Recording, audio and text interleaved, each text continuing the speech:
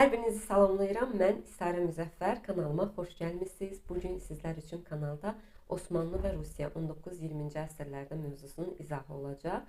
İzaha keçməzdən öncə onu qeyd etmək istəyirəm ki, məni Instagram üzərindən də izləyə bilərsiniz. Instagram hesabını burada aşağıda yerləşdirirəm. İndi isə vaxt itirmədən keçək izahımıza. Birinci Rusiyadan başlayacağıq, sonra isə Osmanlı mövzusunun izahı olacaq. Rusiya 19-20-ci əsrin əvvəllərində. Bu mövzunu öyrənərkən sizin əsas fokus etməli olduğunuz məsələ Rusiyada bu dövrdə hakimiyyətdə olan hökmdarlardır. Ona görə biz birinci başlayacağıq, birinci Aleksandrın hakimiyyəti dövründən. Yazırıq birinci Aleksandr. Birinci Aleksandr hakimiyyətdə olacaq 1801 və 1825-ci illərdə. Biz bu insanın daxili və xarici siyasətinə ayrı-ayrılıqda bölərək qeyd edəcəyik. Birinci Aleksandrın başlayaq daxili siyasətindən. Daxili siyasətində ilk dövrlərdə, hakimiyyətinin ilk illərində birinci Aleksandrın nisbətən mütərəqqi islahatlarını görürük. Bunlar nələrdən ibarətdir? Siyasi məhbuslar əhv edilir, mətbuat üzərində senzuralar götürülür, yeni universitetlər, məktəblər, gimnaziyalar açılır. Əlavə olaraq isə iki dənə əsas məsələlərimizdən biri, azad taxılçılar haqqında fərman. İndi tam olaraq adı belə getmir, amma qeyd elədiyimiz məsələ nədən ibarətdir ki, artıq mülkədarlar istədikləri zaman müəyyən ödənc müqabilində kəndləri feodal asıllığından azad edə bilərdilər. Bir bu. İkincisi isə 1810-cu ildə dövlətdə Dövlət Şurasının yaradılmasıdır. İcra edici orqan olaraq Dövlət Şurası yaradılır. Daxili siyasətimiz Aleksandrın dövründə əsasən bunlardan ibarətdir.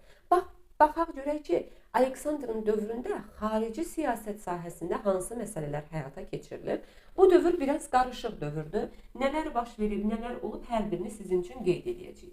Gəldik Aleksandrın xarici siyasətinə. Xarici siyasətində biz Aleksandr ilk olaraq Rusiya Azərbaycanın, Cənubi Qafqazın işğalına başladı. Birinci Rus Qacar müharibəsi, 1813-cü il Gülüstan müqaviləsi də hər biri düşür birinci Aleksandrın hakimiyyəti dövrünə. Ondan sonra ilk dövrlər Aleksandrın hakimiyyətinin ilk dövrlərində Rusiya ilə Osmanlı münasibəti yaxşı idi. Lakin Rusların Moldova və Valaxiya məsələsində razılığa gələ bilməməsi, o ərazilərə hücumlar təşkil etməsi istər-istəməz bu iki dövlət arasında müharibənin baş verməsinə səbəb olur. Müharibə 1806-cı ildə başlayacaq və 1812-ci ilə qədər davam edəcək. 1812-ci ildə tərəflər arasında sülh müqaviləsi imzalanacaq. Osmanlı bu müharibədə məğlub olacaq, Ruslar isə qalib gələcəklər. 12-ci ildə imzalanan müqaviləmiz Buxarest müqaviləsidir. Buxarest müqaviləsinə əsasən Bessarabiya verilir Rusiyaya, Moldova və Valaxiya saxlanılır Osmanlının tərkibində və Dunay çayında Rus gəmilərinin üzməsinə icazə verilir. Buxarest müqaviləsinin şərtlərinə əsasən Rusiya Bessarabiyanı Osmanlıdan ala bildi. Ondan sonra Rusiya bu dövrdə İsveçlə müharibə aparacaq və İsveçlə müharibə nəticəsində də Finlandiyanı İsveçdən alacaq. Daha sonra baxaraq ki, bu dövrlər 19-cu əsrin əvvəlləri Avropada Napoleonun işğalları kimi səciyyələnir. Napoleon işğallarından təbii olaraq ki, Fransa hücumu nəticəsində Rusiyada yan keçməyəcək. Amma burada bir məsələ var. İlk dövrlərdə Rusiya Napoleona qarşı koalisiyaların, yəni müttəfiqlərin tərəfində idi. Hətta 1805-ci ildə biz Austerlitz döyüşünü görmüşdük ki, orada məğlub olmuşdular. Amma ondan sonra 1807-ci ildə tərəflər arasında Tilsit müqaviləsi imzalanır. Bu müqavilənin şərtlərinə əsasən Rusiya Fransanın işğallarını tanıyır və kontinental blokadaya, yəni qitə blokadasına qoşulur İngiltərəyə qarşı. Amma Rusiya daha sonra bu müqavilənin şərtlərini pozacaq, həm ingilislərlə əlaqə saxlayacaq, həm də onlarla gizli-gizli ticarət edəcək. Belə olduğu halda 1812-ci ildə Fransa hökmdarı 1-ci Napoleon Rusiya üzərinə hücum edəcək. 1812-də burada Borodino döyüşümüz baş vermişdi. Borodino döyüşündə düzdür, fransızlar qalib gəlmişdilər, ruslar məğlub olmuşdu. Amma ümumi olaraq müharibənin nəticəsinə baxanda deyirdi ki, fransızlar Moskvanı tutur, lakin orada qala bilmir, geri dönməyə məcbur olurlar ki, bu da istər-istəməz Fransada 1-ci imperiyanın süqutunu başladan hadisələrdən hesab edilir. Başqa baxaq görək 1-ci Aleksandrın dövrünə nələr qeyd edə bilərik? Həm daxili siyasətdən, həm də xarici siyasətdən. Xarici siyasətdə əsas məsələlərimizi qeyd elədik, daxildəkiləri də qeyd elədik. Kifayətdir məncə, keçid edək 1-ci Aleksandrdan sonra hakimiyyətə gələn 1-ci Nikolayın dövrünə. Əlavə bir də onu yadda saxlaya bilərsiniz ki, 1-ci Aleksandrın dövründə Ruslar Viyana konqresində iştirak ediblər və Viyana konqresində artıq onun Çar 1-ci Aleksandrın təklifi ilə müqəddəs ittifaq yaradılmışdı Osmanlıya qarşı. Bu məsələləri qeyd etmişik deyə əlavə yenidən qeyd etmək istəmirəm. Və 1-ci Aleksandr ilk olaraq hakimiyyətinə islahatlarla başlasa da, hakimiyyətinin ikinci yarısından etibarən əsasən ölkədə istibdad rejimi qurur. Bunu da daxili siyasətə qeyd edirik. İstibdad rejimi. Ondan sonra davam edirik 1825-ci ildə 1-ci Nikolayın hakimiyyət dövrü ilə. Baxaq görək Nikolayın hakimiyyəti dövründə həm daxili siyasətdə, həm də xarici siyasətdə Rusiyada nələr baş verir. Aleksandrın ölümündən sonra 1825-ci ildə Rusiyada ilk inqilabi çıxış baş verir. İnqilabi hərəkatın başlanğıcı qoyulur. Dekabristlər üsyanı. Dekabristlər üsyanı kimlərdir? O ki, Rusiya Viyana konqresində demişdi ki, biz Avropadakı inqilabları yatırmalıyıq. Məhz bu səbəbdən Rusiya ordusu həm də Fransada Napoleona qarşı mübarizə aparmaq üçün Avropaya qoşun göndərir. Və ora gedən həmin hərbiçilər, Rus hərbiçiləri, mütərəqqi insanlar Avropadakı siyasi rejimləri görərək gəlib onları öz ölkələrində tətbiq etmək istəyirlər. Dekabristlərin istəkləri nədən ibarətdir? 1. Dekabristlər istəyirlər ki, konstitusiya qəbul edilsin dövlətdə. 2. Mütləqiyyətə qarşı çıxırlar, mütləqiyyəti yıxmaq istəyirlər. 3-cü istəkləri isə feodal təhkimçilik qaydalarının ləğv edilməsidir. Lakin 1825-ci ildə hakimiyyətə 1-ci Nikolay gələcək. 1-ci Nikolay 1825-dən 1855-ci ilə qədər hakimiyyətdə olacaq. Hakimiyyətə gələn kimi gördüyü ilk işlərdən biri həmin bu dekabristlər hərəkatını yatırmasıdır. Dekabristlər hərəkatı yatırdıqdan sonra Rusiyanın daxilində başlanır senzuralar və əsasən, yəni senzura ilə eyni mahiyyətdə olan qadağalar. Bunlar niyə baş verir? Çünki bu insanların xaricdən bu prosesləri görməsi, elm və texnikanın tərəqqisi, istər-istəməz yeni beyinlərin ortaya çıxmasına səbəb olur ki, bunu da istəmir 1-ci Nikolay ki, dövlətin daxilində sabitliyi pozulmasın. Ona görə bəzi daxildə qərarlar qəbul edirlər, əsasən universitetlərlə bağlı, mətbuatlar üzərində senzuranın gücləndirilməsi və digər məsələlər. Bu daxili siyasət. Və daxili siyasətdən bir də onu qeyd edə bilərik ki, 1-ci Nikolayın dövründə 19-cu əsrin 30-40-cı illərində Rusiyada sənaye çevrilişi başlayır. Rusiyadakı sənaye çevrilişinin digər dövlətlərdən əsas fərqi ondan ibarətdir ki, bu sənaye çevrilişi feodal təhkimçilik şəraitində baş verir. Çünki həmin dövr Rusiyası hələ də feodalizm quruluşundadır, təhkimçilik mövcuddur, amma həm də ölkədə kapitalist sistemi inkişaf edir və sənaye çevrilişi başlayır. Məsələ bundan ibarətdir. 1-ci Nikolayın xarici siyasətinə isə gəldikdə. 2-ci Rus-Qacar müharibəsi 1-ci Nikolayın dövrünə düşür. 1828-ci il Türkmençay müqaviləsi imzalanır və Rusiya Cənubi Qafqazın işğalını başa çatdırır. Və bu dövr Osmanlı tarixində indi qeyd edəcəyik ki, Osmanlıya qarşı Serb və Yunanların üsyanı ilə səciyyələnir. Serblərin üsyanına da əsas dəstək verən dövlət Rusiya dövlətidir. Hətta Rusiya İngiltərə və fransızlarla müttəfiq olur. 1827-ci il Navarin döyüşündə Osmanlı məğlub edirlər. Osmanlı məğlub etdikdən sonra Rusiya ilə Osmanlı arasındakı münasibətlər daha da kəskinləşir və bu növbəti müharibənin başlanmasına səbəb olur. 1828-1829-cu illəri əhatə edən yeni Rus-Osmanlı müharibəsi baş verir ki, bu müharibədə yenə Osmanlı məğlub olur, yenə Ruslar qalib gəlirlər və müharibə Ədirnə müqaviləsinin imzalanması ilə başa çatır. Ədirnə müqaviləsinin şərtlərinə əsasən Osmanlı, Moldaviya, Valaxiya və Serbiyaya muxtariyyət hüququ verilir. Osmanlı təzminat ödəyir. Osmanlı Yunanistanın müstəqilliyini tanıyır. Yəni və yaxud Yunanistana müstəqillik verəcəyi barədə söz vermiş olur. Onun qarşısına bu tələb artıq qoyulmuşdur. Əlavə olaraq biz Ədirnə müqaviləsinə Azərbaycan tarixi ilə də əlaqələndirsək, onu deyə bilərik ki, eyni şəkildə Buxarest müqaviləsini ki, Buxarest müqaviləsinə əsasən Rusiyanın Cənubi Qafqazda işğalları Osmanlı tərəfindən tanınır. 1829-cu il Ədirnə müqaviləsinə də əsasən Rusiyanın Cənubi Qafqazı tamamilə işğal etməsini Osmanlı dövləti tanıyacaq. Ahaz-Sıx paşalığının bir hissəsi Rusiyaya veriləcək. Əlavə olaraq da bu müqaviləyə əsasən Osmanlı dövləti ərazisində yaşayan ermənilər Azərbaycan torpaqlarına köçürülmüş olacaqlar. Sonra bizim 1-ci Nikolayın dövründə yeni Rus-Osmanlı müharibəmiz var. Bu müharibə əhatə edir 1853-1856-cı illəri. Müharibəmiz Qırım müharibəsidir. Qırım müharibəsində bir tərəfdə Rusiyadır, digər tərəfdə isə Osmanlıdır. Bu müharibədə Osmanlının müttəfiqləri var. İngiltərə, Fransa və Sardiniya. Onlar da bu müharibədə Osmanlı ilə birlikdə Rusiyaya qarşı hərbi əməliyyatlarda iştirak edəcəklər. Müharibə nəticəsində Osmanlı və onun müttəfiqləri qalib gələcək, Rusiya isə məğlub olacaq. Müharibənin yekunu olan Parisdə sülh müqaviləsi imzalanacaq. Amma burada əsas diqqət yetirməli olduğunuz məsələ nədir? 1-ci Nikolay 1855-ci ildə hakimiyyətdən artıq gedib. 1856-cı ildə bitən və imzalanan Paris müqaviləsi 1-ci Nikolayın hakimiyyəti dövrünə düşmür. Çünki artıq həmin dövrdə Rusiyada hakimiyyətdə 2-ci Aleksandr idi. Paris müqaviləsinin şərtlərini qeyd etdikdən sonra keçəcək 2-ci Aleksandra, mən bunu bir də orada sizin üçün qeyd edəcəm. Paris müqaviləsinin şərtlərinə əsasən Rusiya Qaradənizdə hərbi donanma saxlamaq hüququndan məhrum edilir. Qaradəniz sülh şəraitində bütün ölkənin hərb gəmilərinə bağlanır. Bosfor və Dardanel boğazları isə xarici gəmilər üçün açıq elan edilir.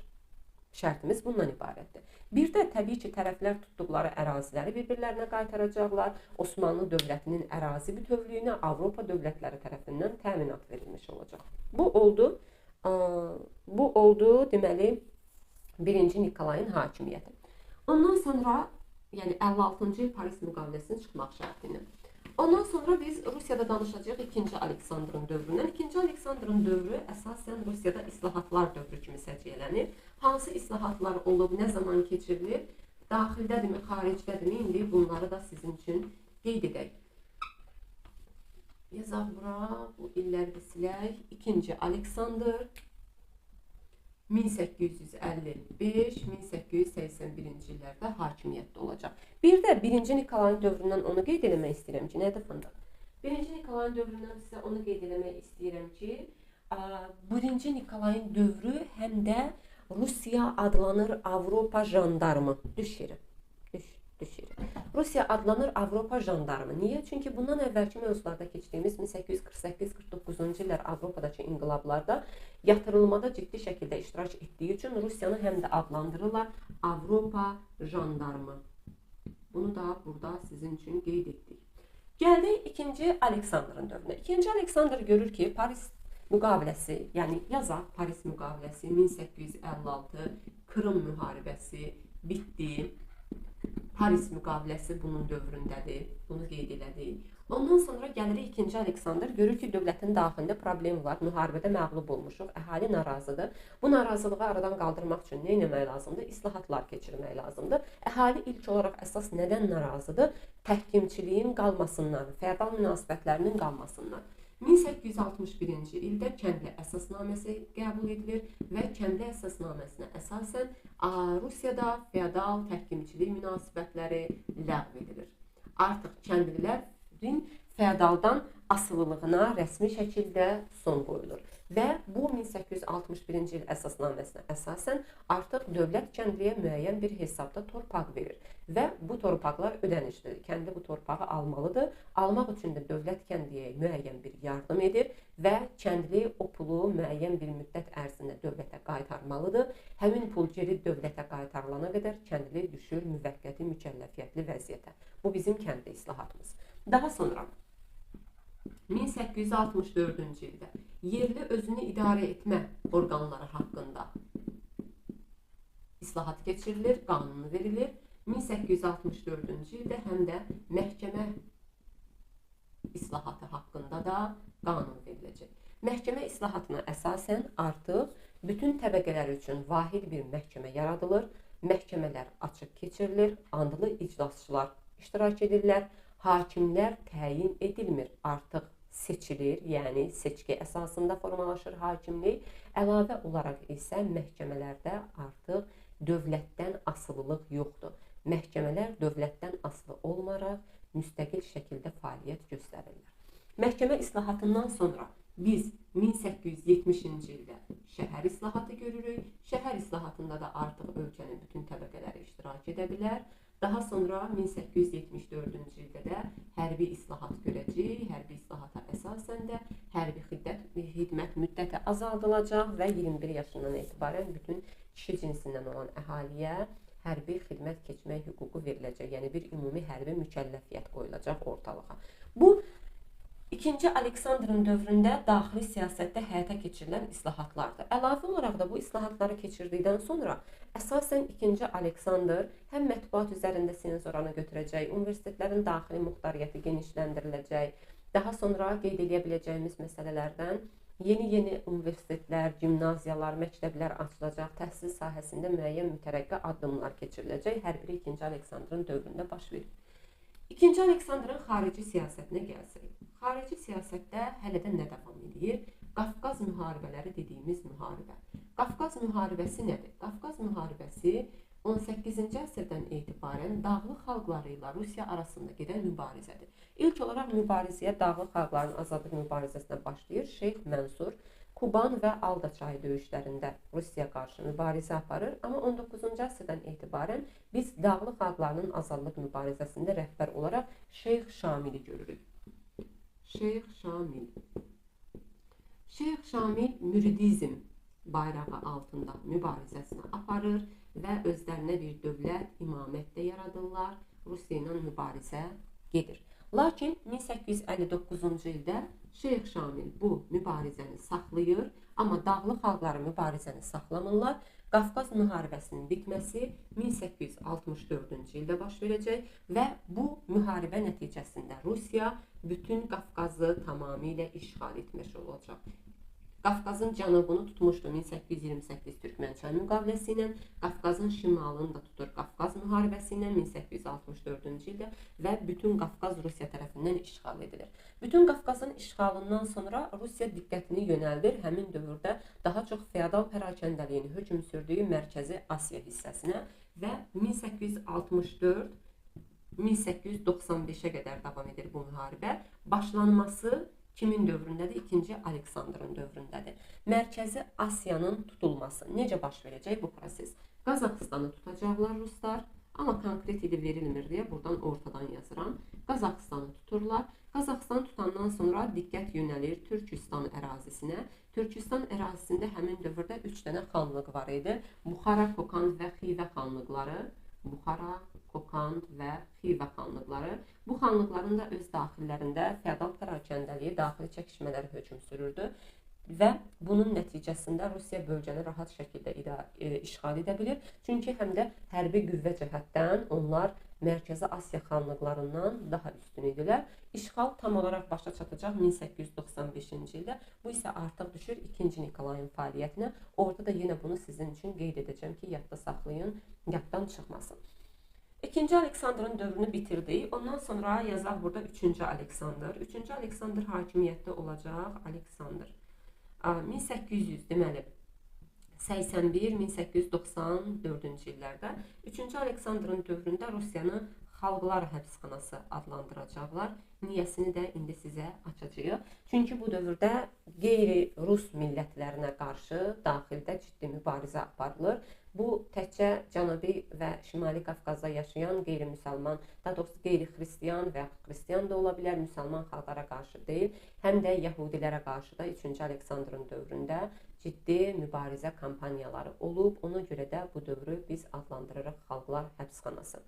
Son olaraq Rusiyadan qeyd edəcəyimiz bir çarımız var. O da olacaq 2-ci Nikolay. 2-ci Nikolayın hakimiyyətində qeyd edəcəyik və Rusiya dərsimiz bitəcək. Bunları silək.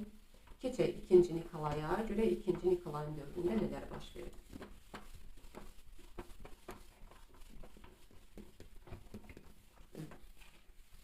Dedik ki, Rusiya Mərkəzi Asiyanın işğalını 1864-də başlasa da, işğalı başa çatdırdı 1895-də və bu gəlir düşür 2-ci Nikolayın hakimiyyəti dövrünə. Nikolay 1895 1914-1917-ci illərdə hakimiyyətdə olacaq. 1895-ci il Mərkəzi Asiyanın işğalı bitdi. Burada onu qeyd elədik. Daha sonra 2-ci Nikolayın dövründə biz Ruslarla Yaponlar arasında müharibə görəcəyik. Rus-Yapon müharibəsi. Bu müharibə 1904-1905-ci illərə əhatə edəcək. Müharibədən Yaponiya dərsində daha geniş şəkildə danışacağıq. Burada isə bu müharibənin Rusiyaya təsirlərindən deyəcəyik. Belə ki, müharibənin gedişində Rusiya məğlub olacaq, özü də ciddi şəkildə məğlub olacaq və müharibənin gedişi bu formada davam edir deyə hələ müharibə bitməmiş 1905-ci ilin yanvar ayında Rusiyada inqilab başlayır. İlk Rus inqilabı 1905-1907-ci illərə əhatə edir bu inqilab. Bu inqilabın gedişində 2-ci Nikolay 1905-ci ilin oktyabrında manifest verir. Manifestdə əsasən dumaların çağırılması nəzərdə tutulur, əhaliyə söz, mətbuat və vicdan azadlıqları kimi azadlıqlar verilir və bunun nəticəsində 1906-cı ildən etibarən dumalar fəaliyyətə başlayacaqlar. 1906-cı ildə 1-ci duma, 1907-ci ildə isə 2-ci duma. Lakin ortada belə bir şey baş verəcək ki, 1906-cı ildə Stolypin gələcək.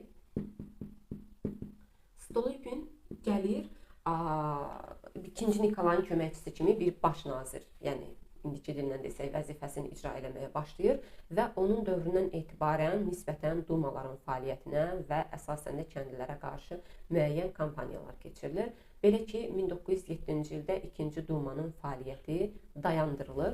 2-ci dumanın fəaliyyətinin dayandırılması ilə 1907-ci ildə Rusiyada inqilab bitir. Hətta ondan sonra bunu Azərbaycan tərəfindən əlaqələndirə bilərik ki, biz görəcəyik ki, 3-cü duma seçkilərində artıq belə qərar verirlər ki, qeyri-müsəlmanlar yox, yəni qeyri-xristiyanlar Rusiya ərazisində yaşayan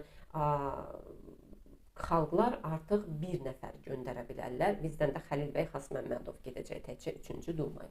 Stolypin bu məsələ dumalarla bağlı məsələni qeyd edir. Bir də kəndli məsələsini həll etməyə çalışır, bir aqrar məsələni ki, kəndlilərin, torpaqsız kəndlilərin Mərkəzi Asiya və Sibirə, Qazaxıstan ərazisinə göndərilməsi, orada təsərrüfatın, əkinçiliyin inkişaf etdirilməsini nəzərdə tutur və onlara həmin ərazidən torpaqlar verirlər. Başqa nə qaldı? Dərs çox belə tez yekunlaşdırdım, yəni torpaqlar verirlər. Başqa deyə biləcəyimiz, mənə elə gəlir ki, elə bir şey yoxdur. Yerdə qalan nə kimi məsələlər olarsa, abituriyentlər üçün tamamilə demək olar ki, hər şey qeyd edilib, hətta daha artığı qeyd edilib. MİQ və sertifikasiya hazırlaşan müəllimlərimiz isə nisbətən təbii ki, kitabdan mütləq şəkildə özləri oxumalıdırlar, istifadə etməlidirlər. Nə əlavələri olsa da onu özləri üçün qeyd edib saxlamalıdırlar. Rusiyanı bitirdik, indi isə keçək Osmanlı mövzusuna. Osmanlı ilə davam edirik. Baxaq görək Osmanlı 19-20-ci əsrin əvvəllərində dövlətin daxilində nələr baş verəcək. Osmanlıda 19-cu əsrin əvvəllərinə gələndə mən bura ilk olaraq yazacağam 2-ci Mahmud. 2-ci Mahmud hakimiyyətdə olacaq 1808-1839-cu illərdə. 2-ci Mahmudun dövründə baxaq görək nə baş verib. Ümumiyyətlə 19-cu əsrin əvvəllərində biraz Osmanlının vəziyyəti yaxşı deyil. Düzdür, 3 qitədə ərazisi var, amma bu ərazilərin hər birində müəyyən bir problemlər baş verir. İndi özünüz əlaqələndirməlisiniz. Məsələn, 2-ci Mahmud 1808-1839-cu illərdə hakimiyyətdə olubsa, deməli o 1812 Buxarest müqaviləsi, Rusiya ilə olan müharibə, 1829 Ədirnə müqaviləsi, Rusiya ilə olan müharibə hər biri 2-ci Mahmudun dövrünə düşür. 1-ci, 2-ci Mahmudun daxili siyasətindən danışaq. Daxili siyasətində əsasən onun diqqəti yönəlib nəyə? Hərbiyə. Hərbidə 1826-cı ildə yeni bir ordu yaradılması haqqında, yeni tipli bir ordu yaradılması haqqında qərar verilir 1826-da. Təbii ki, bu qərar Yeniçərilərin narazılığına səbəb olur. Belə olduqda istər-istəməz 2-ci Mahmud Yeniçəri korpusunu ləğv eləyəcək və 1826-30-cu illər, 1830-da da qeyd edirlər bəzən, Avropa nümunəsində yeni hərbi birləşmələrinin yaradılacaq. Nümunəsində hərbi hissə, hərbi sistem. Həmçinin Yeniçərilərə verilən timar və ziyamət torpaqları da artıq ləğv ediləcək, keçəcək dövlətin sərəncamına. Daha sonra 2-ci Mahmudun dövründə daxili siyasətdə Avropa nümunəsində nazirliklər yaradılır. Yazırıq Avropa nümunəsində nazirliklər. Biz bu ifadəni bir neçə yerdə görəcəyik. Biri bayaq 1-ci Aleksandrın dövründə var idi. Düzdür, orada qeyd eləmədim, indi yadıma düşdü. Bura həm də yazaq 1-ci Aleksandr. Rusiyada 1-ci Aleksandrın dövründə olub, Osmanlıda 2-ci Mahmudun dövründə olub, Avropa nümunəsində nazirliklər. Məsələn, Nigin xoşu gəlir bu sözdən, istifadə edirlər suallarda. Məncə daxili siyasət bunlar kifayətdir. Xarici siyasətdə 1812 Rus-Osmanlı Buxarest, 1829 Ədirnə müqaviləsi. Əlavə olaraq isə xarici siyasətə onu qeyd edə bilərik ki, 2-ci Mahmudun dövründə Osmanlının tabeliyində olan serblərin və yunanların azadlıq hərəkatı 19-cu əsrin 20-ci illərində Serb və Yunan üsyanları görürük biz. Hətta 1821-1829-cu illər Yunanların müstəqillik uğrunda apardıqları hərəkatla səciyyələnir. Bayaq dediyimiz 1827-ci il Navarin döyüşü. Navarin döyüşündə bir tərəfdə Osmanlı, digər tərəfdə müttəfiqlər Rusiya, İngiltərə və Fransada. Osmanlı məğlub olacaq, bunlar qalib gələcəklər. 2-ci Mahmuddan sonra bizim Osmanlıda qeyd edəcəyimiz hadisə 1839-cu ildə qəbul edilən Gülxanə xətti şərifidir. 1839-cu ildə Gülxanə xətti şərifi. Nədir bu Gülxanə xətti şərifi? 1839-cu ildə qəbul edilir. Niyə? Çünki dediyimiz kimi görürsünüz Osmanlıya qarşı qeyri-türk millətlərin azadlıq mübarizəsi var. Onlar deyirlər ki, biz düşünürük ki, Osmanlı müsəlmanlara yanaşdığı kimi bizə yanaşmır. Ona görə biz müstəqil və azad olmaq istəyirik. Osmanlı tərkibindən çıxmaq istəyirik. Belə olduqda da Osmanlı bunların qarşısını almaq üçün belə bir qərar imzalayır. Bu qərara əsasən də bütün təbəələr dövlət qarşısında bərabər elan edilir. Yəni Osmanlı deyir ki, mən ayırmıram əslində sən müsəlmansan, müsəlman deyilsən, türksən, türk deyilsən. Bunu ayırmıram. Mənim bütün təbələrim qanun qarşısında bərabərdir. 1839-dan bu proses 1876-ya qədər fərqli islahatlar fonunda gedir və 1839-dan 76-ya qədər davam edən bu islahatlar prosesini biz Osmanlı tarixində Tənzimat-ı Xeyriyyə adlandıracağıq. Yəni tənzimat, əhalinin, mənə tabi olan əhalinin xeyrinə islahatların keçirilməsi. Sonra davam edirik. 1853-1856-cı illər Krım müharibəsini qeyd etdik. Bir də burada yazaq ki, Osmanlıda burada olub. Daha sonra 1865-ci ildə Osmanlıda bir cəmiyyət yaranacaq. Yeni Osmanlılar Cəmiyyəti. Yeni Osmanlılar Cəmiyyəti nə istəyir? Yeni Osmanlılar Cəmiyyəti bir, Osmanlıda parlamentin açılması və konstitusiyanın qəbul edilməsini istəyirlər. Onların məqsədi bundan ibarətdir. Bəs bu proses baş verirmi? Bəli, baş verir.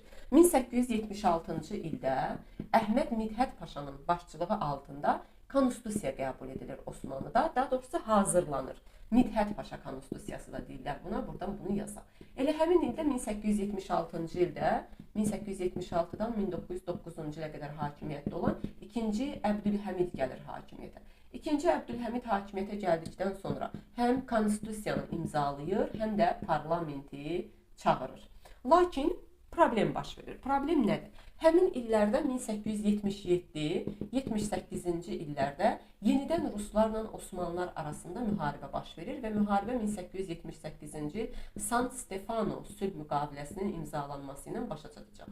Bu müharibədə yenə Osmanlı məğlub olur və müharibənin gedişində Osmanlı məğlub olduqca parlamentin üzvləri sultandan niyə məğlub oluruq deyə fikirlər istəyir. Yəni onun qarşısına bir növ tələbnamə qoyur ki, biz niyə məğlub oluruq burada? Bunu da istər-istəməz ilk dəfədir də, yəni belə bir şey yaranıb 1876-da sənin indiyə qədər konstitusiya anlayışın kimsə sultana bir söz deyə bilməz, amma artıq deputatlar çıxıb hökuməti tənqid edirlər. Belə olduqda 2-ci Əbdülhəmid həm parlamenti də qovur, həm də konstitusiyanda fəaliyyətini saxlayır. 1877-ci ildə həmin bu proseslər öz fəaliyyətlərini dayandırırlar. Qaydaq Sant Stefano müqaviləsi 1878-də müqavilə imzalanır. Müqavilənin imzalanması Rusiyanın Balkanlarda və Yaxın Şərqdə mövqeyinin güclənməsi deməkdir. Belə olduqda bu müqavilənin şərtlərinə İngilislər və Avstriyalılar etiraz edirlər. İngiltərə və Avstriya Sant Stefano müqaviləsinin şərtlərinə etiraz edir və həmin bu dövlətlər 1878-ci ildə Berlində konqresə toplaşırlar. Berlin konqresi. Mən bayaq Ədirnə müqaviləsində qeyd elədim də, hə, muxtariyyət verilənləri qeyd elədim, indi ağlım orada qalıb. Berlin konqresi. Berlin konqresinin qərarlarına əsasən nə baş verir? Qars, Ərdahan və Batum verilir Rusiyaya. Kipr adası verilir İngiltərəyə icariyə. Bosniya və Hersegovinyanın müvəqqəti idarəsi verilir Avstriya, Macaristana. Sonra Bolqarıstan Osmanlıdan asılı knyazlığa çevrilir. Osmanlıdan asılı. Serbiya, Rumıniya və Çernogoriyaya isə müstəqillik verilir. Müstəqillik. Bu olur bizim Berlin Konqresimizin qərarları. Qars, Ərdahan, Batum verildi Rusiyaya. Daha sonra Kipr verildi İngiltərəyə icariyə. Bosniya və Hersegovina Avstriya, Macaristanın müvəqqəti idarəsinə verilir. Bolqarıstan Osmanlıdan asılı knyazlığa çevrilir. Serbiya, Rumıniya və Çernogoriya isə müstəqillik verilir Berlin Konqresinin qərarlarına əsasən. Daha sonra davam edirik. Bir-iki məsələmiz qalıb, 4 dənə məsələmiz qalıb. Onu da deyəcəyik. Osmanlı dərsi 19-20-ci əsrin əvvəllərində yekunlaşacaq. Qalan 4 prosesdən biri hansıdır?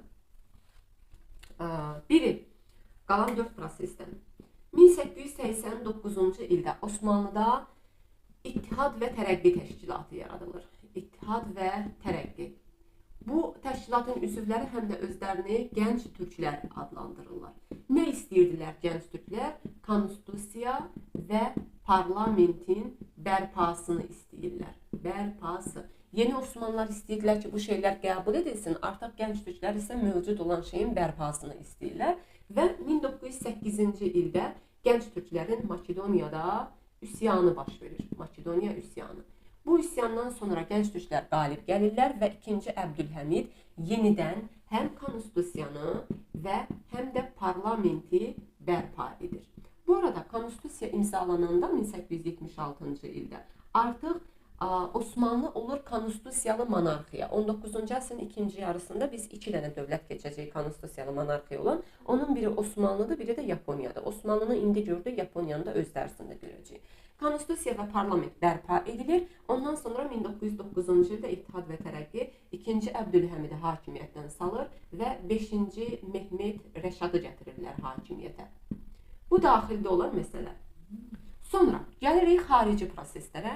20-ci əsrin əvvəllərində 3 dənə müharibə görəcəyik. Bunlardan biri 1911-1912-ci illərə əsas əhatə edən Osmanlı-İtaliya müharibəsidir. Biz buna həm də Trablis müharibəsi deyirik. Trablis müharibəsinə əsasən İtaliya qalib gəlir, Osmanlı məğlub olur və Osmanlı Afrikadakı sonuncu mülkü olan, müstəmləkəsi olan Liviyanı itirir. Liviya itirdi və Osmanlının Afrikada hakimiyyəti başa çatdı. Ondan sonra 1912-1913-cü illəri əhatə edən 1-ci Balkan müharibəsi var. Bu Balkan müharibəsi gedir Osmanlı və Balkan İttifaqına daxil olan dövlətlər arasında. Kimlər var Balkan İttifaqında? Bolqarıstan, Yunanistan, daha sonra Çernogoriya və Rumıniya. Bunlardan ibarət bir ittifaq təşkil edilir. Bu ittifaqın gedişində müharibədə Osmanlı məğlub olur. Osmanlının məğlub olması Balkan İttifaqının qalib gəlməsi deməkdir. 1913-cü ildə London müqaviləsi imzalanır. Bayaqdan ağlımda bu qalıb ki, mən bu adları düzmü dedim. Bolqarıstan, Yunanistan, Çernogoriya, Rumıniya. Biz Rumıniyadan tam da əmin deyiləm. Bilmirəm, beynim hal-hazırda məni deyir ki, onu dəyiş Serbiya, onu dəyiş Serbiya, amma dəyişməyəcəm. Hər ehtimala qarşı buna baxarsınız kitabdan ki, görək dəqiqliyi nədən ibarətdir. London müqaviləsi. London müqaviləsinə əsasən 1913-cü ildə Osmanlı demək olar ki, Avropada hakimiyyətini itirəcək, Avropadakı ərazisi Frakiya istisna olmaqla məhdudlaşacaq, Ədirnə ətrafındakı bütün ərazilər itiriləcək. Amma bu Osmanlı məğlub edəndən sonra Balkan İttifaqının öz arasında mübarizə başlayacaq. Bu mübarizə əsasən Bolqarıstan və Yunanistan arasında gedəcək. Bu da 1913-cü ildə 2 aylıq ya da 3 aylıq bir müharibədir. 2-ci Balkan müharibəsi. Bu Balkan müharibəsi Balkan İttifaqına daxil olan Bolqarıstan və Yunanistan arasındadır. Bu müharibədən istifadə edir Osmanlı. 1913-cü il imzalanmış Buxarest müqaviləsinə əsasən Ədirnə və ətrafındakı Avropa ərazilərini geri qaytarır.